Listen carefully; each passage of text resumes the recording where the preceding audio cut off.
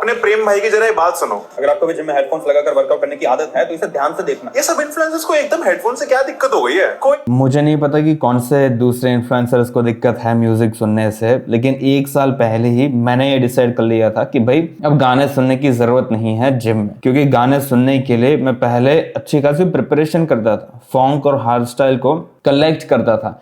जो भी नए नए हार्ड स्टाइल एंड सॉन्ग्स आते थे उनको मैं डाउनलोड करके रखता था एंड फिर उससे मैं जिम में सुनता था। इसमें कई सारी दिक्कत आना शुरू हो गई थी, उसकी वजह से मैंने डिसाइड कर लिया था कि भाई अब से गाने सुनने नहीं हैं एंड मैं किसी को रेकमेंड भी नहीं करूंगा। लेकिन अब जाकर मैंने ये रील बनाई क्योंकि मैंने सोचा कि आप लोगों के साथ भी ये सारी चीज़ें शेयर कर लेता हूँ, क्योंकि अगर कोई चीज़ मेरे लिए अच्छी है तो फिर चांसेस है कि आप में से कुछ लोगों के लिए भी वो चीज़ हेल्पफुल हो सकती है। एंड मैंने क्यों गाने सुनना बंद किया उसके बारे में हम लोग आगे बातचीत करने वाले हैं। चलो बोल लो। हार्ड स्टाइल सॉन्ग सुनते हुए वर्कआउट करने में दिक्कत ये है कि एक गाना जो आपको पहले पसंद था उसमें अब आपको मजा नहीं आएगा, तो दूसरा गाना ढूंढने लगोगे। भाई आपके स्पॉटिफाई में प्लेलिस्ट नहीं होती क्या? उसमें ना आप गाने ऐड कर सकते हो 1000 या 1500। जब एक मेरे स्पॉटिफाई के अंदर प्लेलिस्ट है, ऑल्दो मैं स्पॉटिफाई यूज़ करता हूँ, लेकिन मैं बहुत स्पेसिफिक तरह के गाने सुनता हूँ, लेकिन उसके बारे में आज हम लोग बात नहीं कर सकते क्योंकि वो एक कम्प्लीटली डिफरेंट तरह का टॉपिक हो जाएगा। लेकिन हाँ, स्पॉटिफाई के अंदर प्लेलिस्ट आती है और उसके अंदर हज़ारों लाखों सॉन्ग्स होते हैं, वो बात सही है आपकी। लेकिन शुभांग भाई, शुभांग जो नहीं, शुभांग हो कि शुभांग हो? अबे जल्दी बोल, कल सुबह पनवेल निकलना है।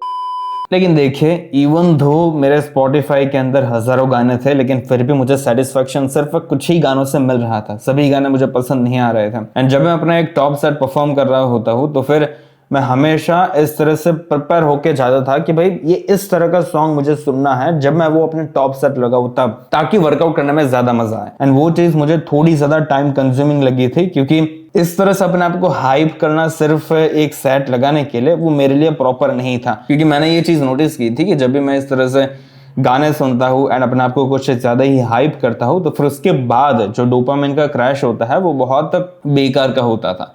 वो मेरे लिए इनफ नहीं था। मुझे सिर्फ जिम के अंदर एक अच्छा सेट मारने के लिए और पीयर्स मारने के लिए नहीं जाना है।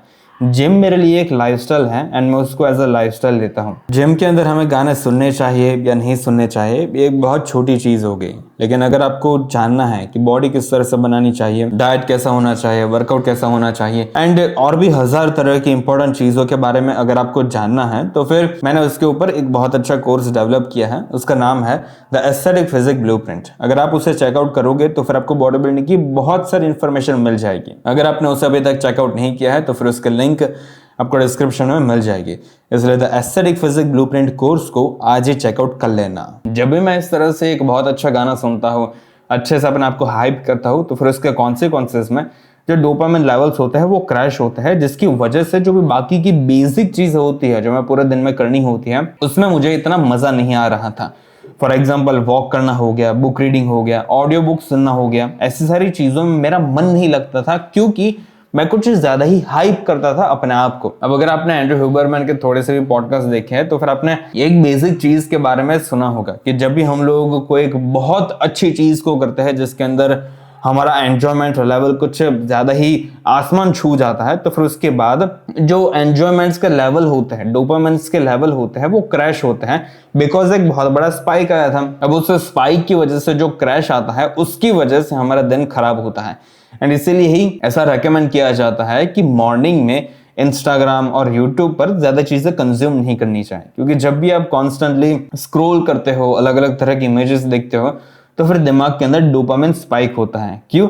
क्योंकि डोपामिन एक इस तरह का हार्मोन है जो आपको पुश करता है कि भाई आप जो भी चीज कर रहे हो उसको करते रहना, क्योंकि अगर आप करते रहोगे तो फिर चांसेस है कि भविष्य में आपको एक बहुत शानदार चीज मिलने वाली है। डोपामिन का कुछ इस तरह का फंक्शन होता है एंड उस रीजन की वजह से हमें इंस्टाग्राम पर मॉर्निंग में स्क्रॉल नहीं करना चाहिए, क्योंकि अगर हम मॉर्निंग में स्क्रॉल करेंगे तो फिर हमें मजा आता रहेगा, हम लोग स्क्रॉल करते रहेंगे, टाइम वेस्ट करते रहेंगे एंड फिर जो भी प्रोडक्टिव चीजें होती है, बुक रीडिंग हो गया, अपने फ्यूचर के ऊपर ध्यान देना हो गया, पैसे कमाने हो गए, ऐसी सारी चीजें साइड में रह जाती हैं। एंड मान लीजिए कि भाई आपने अपने आप को फोर्स कर दिया कि ये सारी जो भी इंपॉर्टेंट चीजें हैं वो आपको करनी ही होगी, आपके पास और कोई ऑप्शन नहीं है, तो फिर इसमें अब दिक्कत यह आएगी कि आपको वो चीज करने में मजा नहीं आएगा, आपका मन नहीं लगेगा, आपको बहुत फोर्सफुल वे में उसको करना होगा। दिमाग के अंदर कॉन्ट्रडिक्शंस होंगे कि भाई मैं ये चीज कर रहा हूँ लेकिन मुझे मजा नहीं आ रहा। अब पूरी जिंदगी मुझे ऐसे ही चीज करते रहनी है जिसमें मुझे मजा नहीं आता। स्कूल में मैं गया था, मुझे मजा नहीं आया, फिर भी मुझे जाना पड़ा। कॉलेज में मैं गया था, मजा नहीं आया, जाना पड़ा। जॉब करनी पड़ी। क्या पूरा फ्यूचर मेरा ऐसे ही जाने वाला है? इस तरह के थॉट्स आने लगते हैं। अब बहुत नेगेटिव हो जाते हो अपनी लाइफ को लेकर, क्योंकि जब भी आप ऐसे प्रोडक्टिव चीजें करते हो तो फिर वो थोड़ी ज्यादा मुश्किल होती हैं। उसके लिए आपका जो डोपामिन लेवल होता है वो बेसलाइन लेवल के आसपास होना चाहिए ताकि आप उस चीज को शांति से कर सको। अब इस तरह का क्रैश अगर आएगा, इस तरह के स्पाइक्स आएंगे मॉर्निंग में, फिर क्रैश आएगा तो फिर आप प्रोडक्टिव चीजें नहीं कर पाओगे। एंड ऐसे क्रैशेस, ऐसे स्पाइक्स आ रहे थे बिकॉज मैं जिम के अंदर म्यूजिक सुन रहा था। एंड इसलिए मैं बोल रहा हूँ कि आपको जिम के अंदर म्यूजिक नहीं सुनने चाहिए। एंड अगर आप सुनोगे तो फिर चांसेस है कि जो भी अच्छी चीजें होती है लाइफ में आप उसे मिस आउट कर दोगे। जाओ नेक्स्ट गाने पे चले जाओ। दिन में इंस्टाग्राम एंड यूट्यूब पर नए नए गाने सुनते हुए अपने आप को इमेजिन करते रहोगे कि एक दिन मेरी भी ऐसी बॉडी होगी। ऐसा करने से बॉडी डिस्मोर्फिया तो होगा ही, साथ साथ में आप इस खूबसूरत झरनी को देख नहीं पाओगे। भाई चल क्या रहा है? गाने सुन के रिप्ड इमेजिन करने में बॉडी डिस्मोर्फिया। कोई बोल रहा मसाले मत खाओ, इंडाइजेशन हो जाएगा। कोई बोल रहा ये गोली खा लो, गोरे हो जाओगे। दिक्कत क्या है भाई? चल देखिए, बॉडी डिस्मोर्फिया हो जाएगा उसके बारे में भी हम लोग बात करेंगे, लेकिन एक डिस्क्रिप्शन दे देता हूँ। डिस्क्रिप्शन तो नहीं लेकिन नोटिफिकेशन दे रहा हूँ। मेरा गला खराब है इसलिए आवाज थोड़ी अजीब सी आएगी। आप चाहो तो फिर कमेंट सेक्शन में एक जोक डाल सकते हो कि भाई मेरी आवाज पहले से अजीब सी है, उससे ज्यादा अजीब सी हो नहीं सकती। एंड मैं लाफिंग इमोजी आपको रिप्लाई दे दूंगा।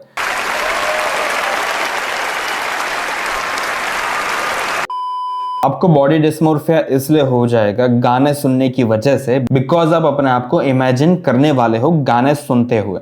जब भी आप गाने सुनते हो तो फिर कहीं ना कहीं जो भी एक आइडियल इमेज होती है जो आपने सेट की होती है अपने दिमाग के अंदर, वो आइडियल इमेज बाहर आ जाती है कि आपको इस तरह की फिजिक चाहिए, उस इन्फ्लुएंसर जैसी फिजिक चाहिए, या तो फिर आपकी ही एक इमेजिनरी फिजिक होती है कि भाई मेरे कॉर्ड्स इतने बड़े होने चाहिए, इस तरह की चेस्ट चाहिए, इस तरह की बैक चाहिए, इस तरह से बाइसेप पर विंग्स चाहिए।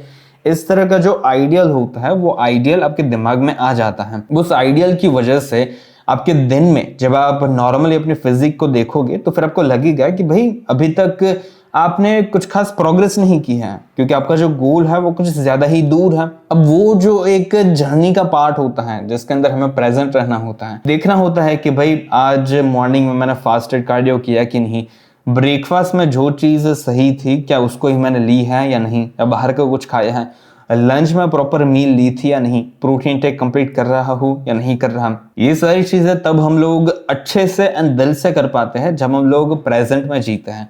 लेकिन जब भी मैंने ऐसा नोटिस किया है अपने अंदर कि जब भी मैं गाना सुनता हूँ तो फिर कहीं ना कहीं मेरे दिमाग के अंदर इमेजेस क्रिएट होना शुरू हो जाते हैं। अलग अलग तरह के फाइट सीन्स भी मेरे दिमाग में मैं इमेजिन करने लगता था पहले, एंड अभी भी कभी कभी हो जाता है जब भी गाने बज रहे होते हैं तब। एंड वो चीज़ मुझे पसंद नहीं है। कहीं ना कहीं मुझे ऐसा लगता है कि मेरे अंदर का जो जानवर है, जो एनिमलिस्टिक इंस्टिंक्ट्स है, वो ट्रिगर हो रहे हैं गाने सुनने की वजह से।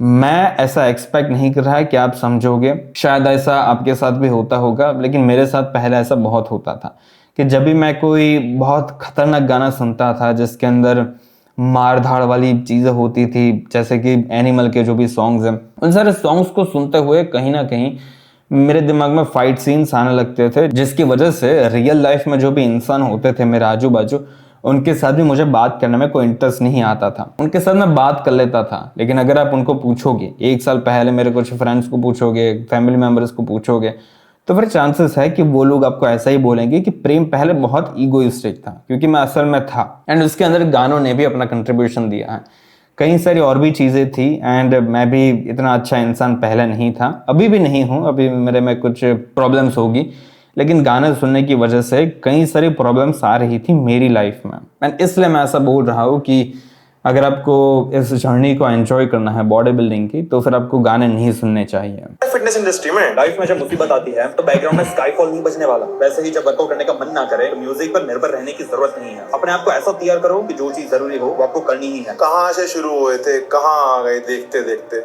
नहीं, हम लोगों ने इसी पॉइंट से शुरुआत की थी।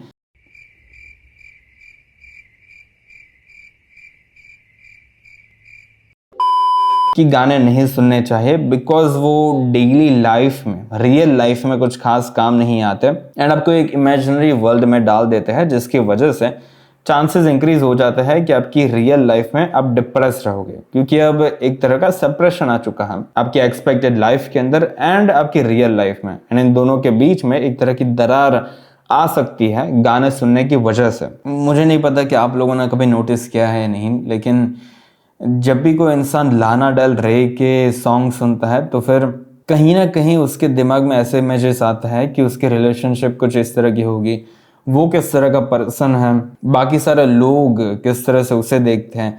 इस तरह की बहुत सोशल, इमोशनल एंड रिलेशनशिप वाली चीज़ें दिमाग में आने लगती हैं जब भी हम लोग इस तरह के इमोशनल सॉन्ग सुनते हैं। लेकिन अब दिक्कत इसमें मुझे ये लगती है कि वो जो गाने हैं वो कहीं ना कहीं हमारी साइकी को चेंज करने में अपना हिस्सा निभाते हैं। तो जिस तरह के सॉन्ग्स आप सुनते हो वैसे आपकी साइकी बनने लगती है। अगर आप बहुत मारधार वाले सॉन्ग्स सुन रहे होंगे तो फिर आपका एटीट्यूड वैसा बन जाएगा, आप थोड़े ईगोइस्टिक हो सकते हैं। अगर आप भजन कीर्तन सुनोगे तो फिर चांसेस है कि आप भगवान में बहुत मानने लगोगे। अगर आप बहुत रिलेशनशिप वाले लाना डेल रे के सॉन्ग सुनोगे तो फिर आपको गर्लफ्रेंड एंड बॉयफ्रेंड वाली चीज़ें ज़्यादा पसंद आएगी, आपको वैसे रील्स देखने में मज़ा आएगा, आपको रिलेशनशिप में ज़्यादा इंटरेस्ट होगा। आपके पास गर्लफ्रेंड या तो फिर बॉयफ्रेंड नहीं होगी, लेकिन आप चाहोगे कि काश हो जाती तो फिर लाइफ में ज़्यादा मज़ा आता। इस तरह की एक्सपेक्टेशंस एंड फॉल्स इमेजेस हमारी लाइफ में आ जाती है, एंड उस रीज़न की वजह से मुझे गाना सुनना नहीं पसंद है। भाई मोटिवेशन ठीक है, बट जिम में गाने सुनने से दिक्कत क्या है? जिम में ना हेडफोन यूज करने से कोई दिक्कत दिक्कत क्या है? मैंने पूरी रील के अंदर यही समझा रहा हूँ कि ये दिक्कत है, लेकिन कोई बात नहीं। ये पूरा मैंने एक पता नहीं 15-20 मिनट का भाषण दिया है, शायद इसमें से आपको रीज़न मिल गया है कि क्यों मैं गाना सुनने से ओपोज्ड हूँ। एंड हाँ, अगर आप सुन रहे हो, अगर दूसरा कोई इंसान सुन रहा है तो फिर उसमें मैं आपको गाली नहीं देने वाला। अगर आपको सुनने हैं, अगर उससे आपको कोई दिक्कत नहीं आ रही है अपनी रियल लाइफ में, तो फिर उससे मुझे क्या फ़र्क पड़ेगा। अच्छी बात है, सुनिए, मज़े कीजिए। एंड मैं भी कभी कभी सुनता हूँ। इन्होंने और भी कुछ वीडियोस बनाए हैं मेरे ऊपर, एंड लोग दूसरे कितने विले हैं यार, आओ दिखाता हूँ।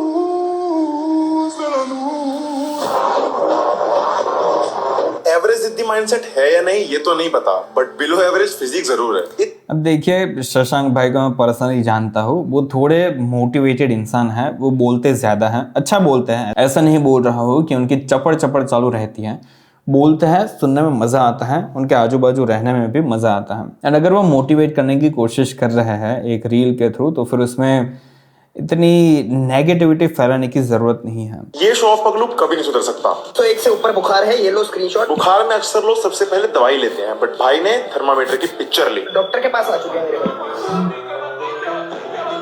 मुझे लगा सच में डॉक्टर के पास गया होगा, फिर याद आया शशांक की रील देख रहा हूँ। 101 से ऊपर बुखार है, चेक कर सकते हो, लगा दूंगा स्क्रीनशॉट। कितना खुश होगा ना ये बुखार हो गया, कंटेंट निकालूंगा। नल्ला लोगों के लिए रेस्ट का मतलब डायरेक्ट बेड पकड़ना है, मेरे लिए रेस्ट क्या है कि मैं अपने डेली रूटीन में रहता हूँ। अरे भाई, पता है बुखार क्यों होता है? ये लो स्क्रीनशॉट, इसमें लिखा है कि जब आपको कोई इन्फेक्शन होता है। देखिए, अब इसको आप डॉक्टर एंड रैशनली नहीं ले सकते। इसमें भी शशांक भैया एक तरह का मोटिवेशन देने की कोशिश कर रहे हैं कि भाई अगर आप बहाने मार रहे हो जिम ना जाने के, तो फिर याद रखना कि दुनिया में शशांक जैसा भी इंसान रहता है, जो अगर आपका कंपटीशन होगा तो फिर आपको फाड़ के कच्चा चबा जाएगा। इस तरह का वो एक मैसेज देना चाहते हैं। इसको भी नेगेटिव वे में ले लिया, लेकिन मैं ऐसी सारी रील्स दिखाकर आपको ऐसा नहीं बोलने वाला हूँ कि इनकी रील्स मत देखिए, क्योंकि मैंने इनको देखा है, इनकी और भी रील्स देखी हैं, अच्छी इन्फॉर्मेशन भी देते हैं। बस कुछ ऐसी रील होती है जो कुछ ज़्यादा ही बेकार की होती हैं, जिसमें से कुछ लेने लायक होता नहीं है। एंड हाँ, मुझे इनसे कोई पर्सनल दुश्मनी नहीं है, ये बस इन्होंने मेरे ऊपर एक रील बनाई थी, इसलिए मैंने सोचा कि क्यों ना अब रिएक्ट किया जाए। अगर आपको ये वीडियो पसंद आया हो तो फिर लाइक एंड सब्सक्राइब कर देना। आज के लिए इतना ही।